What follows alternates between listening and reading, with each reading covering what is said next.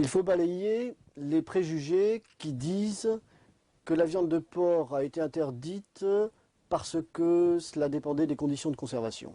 C'est très mal connaître l'islam.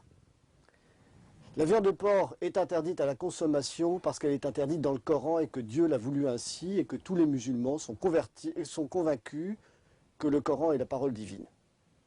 Point. Mais le même Coran nous demande de réfléchir au pourquoi des recommandations et des interdictions.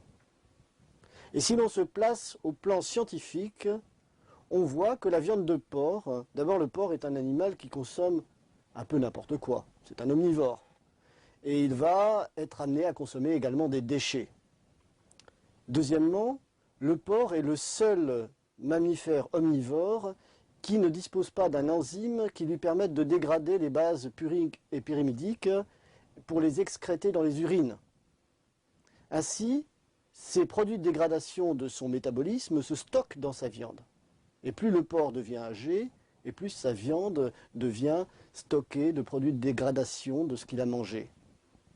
Troisièmement, si l'on étudie la manière, l'état sanitaire, y compris des meilleurs élevages de porcs, on s'aperçoit qu'il y a une infection en permanence de parasites dans la viande de porc qui risquent de se transmettre à l'être humain. Pour toutes ces raisons, le porc est quelque chose qui n'est pas recommandé à la consommation humaine, qui est une viande qui est toxique et qui peut particulièrement dégrader la santé de l'être humain.